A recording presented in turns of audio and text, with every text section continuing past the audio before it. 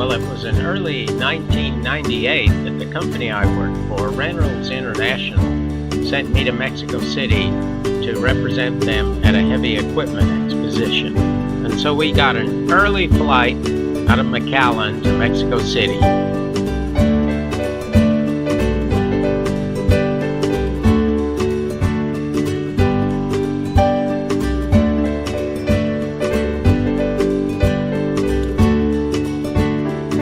When we landed, we were picked up by Maria Luisa Melgarejo and her son Arturo Israel, our nephew, and we were taken to our hotel.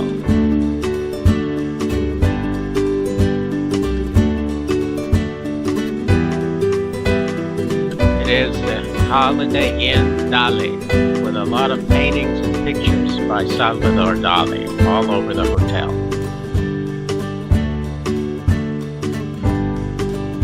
Now the rooms were really fancy, and they had a lot of interesting things all over the hotel.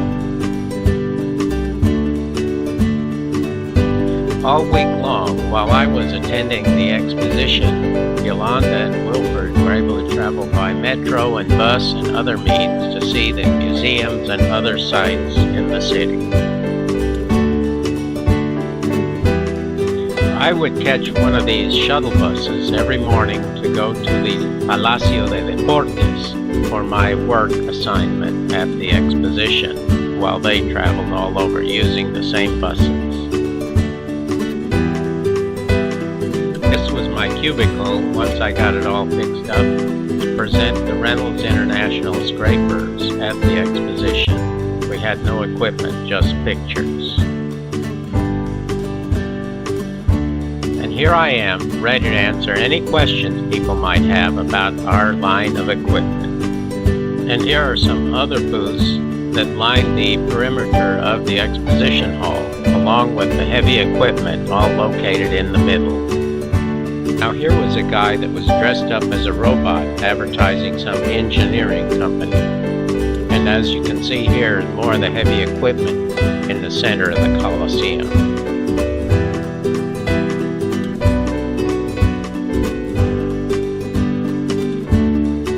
After the exposition ended on Thursday, Maria Luisa and Arturo picked us up and we went downtown to the Central Alameda and also to the Opera House, where we went and saw a program there.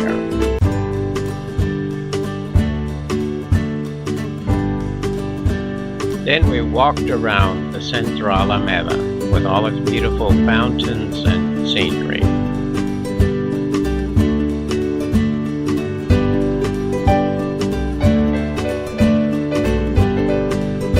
The next morning, we caught the metro to the southern end of Mexico City and then a bus to Xochimilco.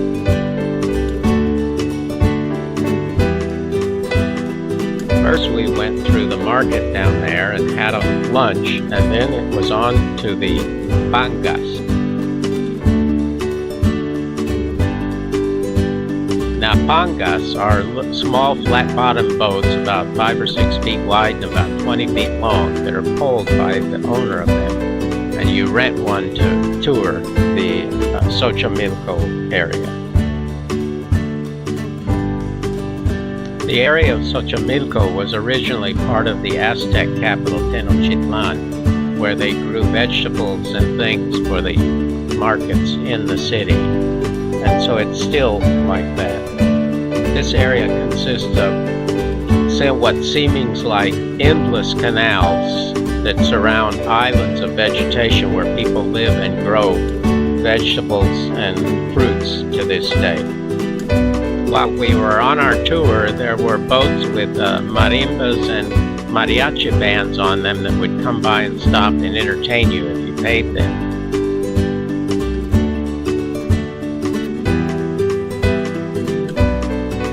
There were also boats where you could get food, and so you could just have a leisurely dinner as you had the tour of the area.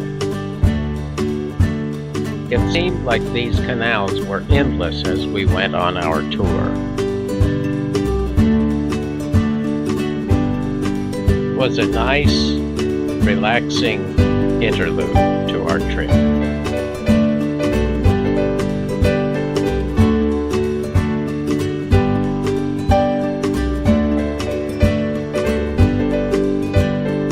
Here is an example of one of the homes, and behind it was a garden growing produce for the city.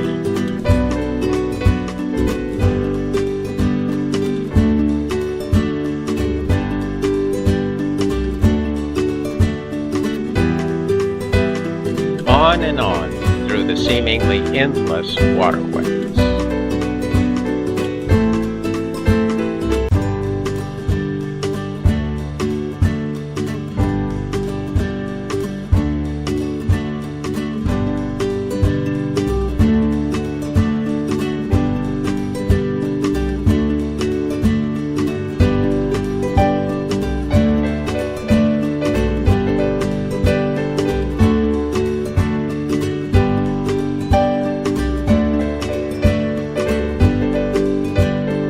And along the shore were little restaurants and stores available for people who wanted to stop and get off.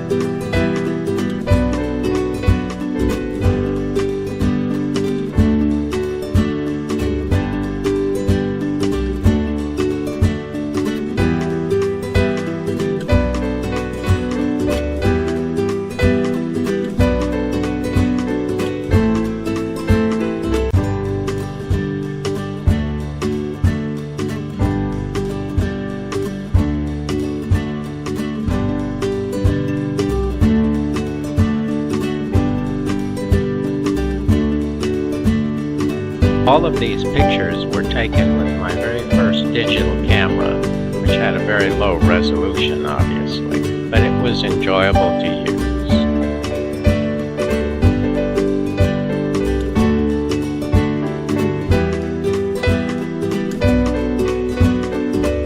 Willie had a great time seeing all the sights, and he loved all the exotic foods here.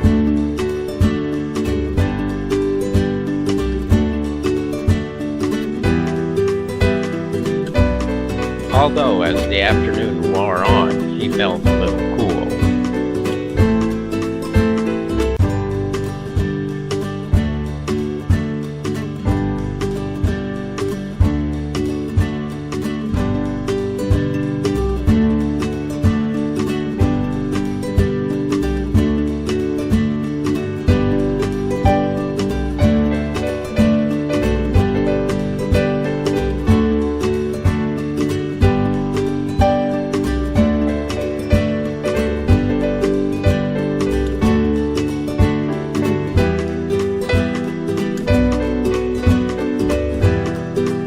Musicians, and this time mariachi music.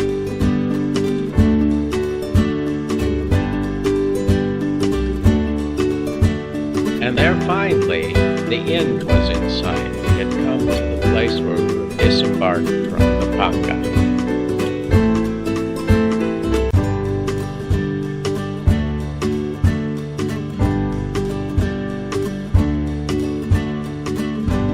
The next morning, Maria Luisa picked us up, and she and Arturo and we went to tour the Mexican branch office in Texcoco.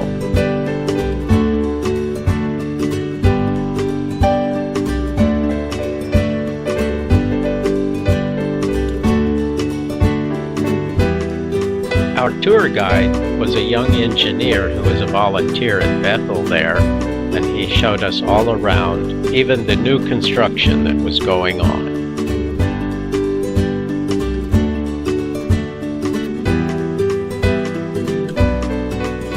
And here is a view of the new construction that was going on at that time, some 22 years ago.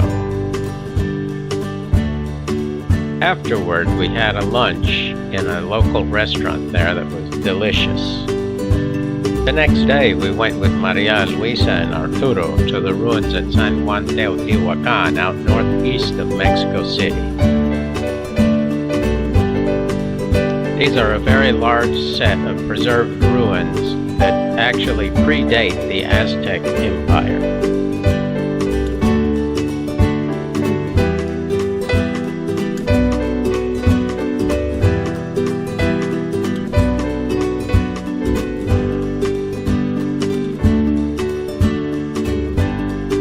Extensive work has gone into preserving and restoring these ruins, so that they might be a tourist attraction for many people.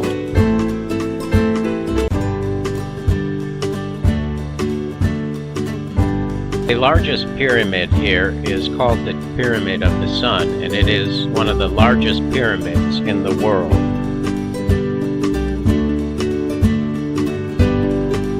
The view from the Pyramid of the Sun is quite spectacular.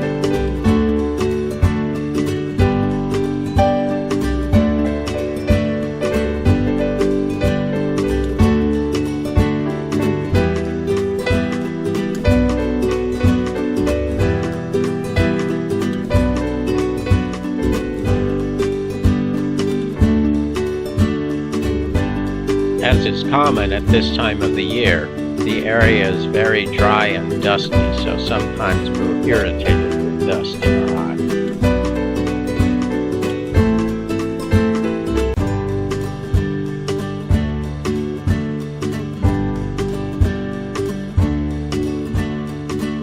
So, as our tour came to an end, we headed back to Mexico City for yet another night at our hotel.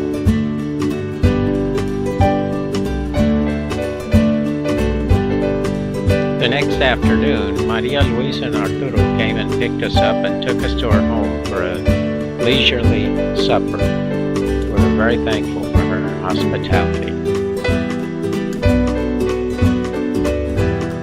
And here she is with her mother and one of her nephews enjoying the evening.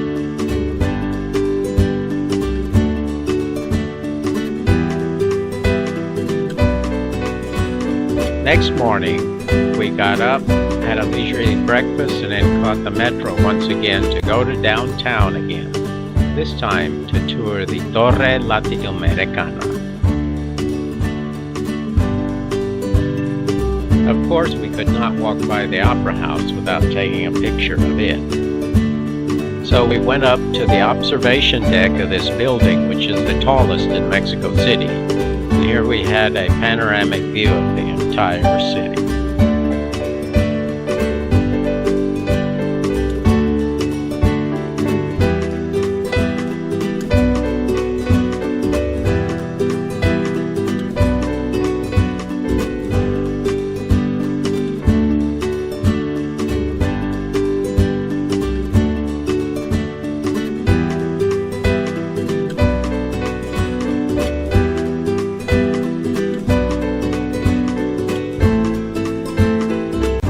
The next morning, Maria Luisa and Arturo picked us up and took us to the airport. We are very indebted to all of their hospitality and help on this trip.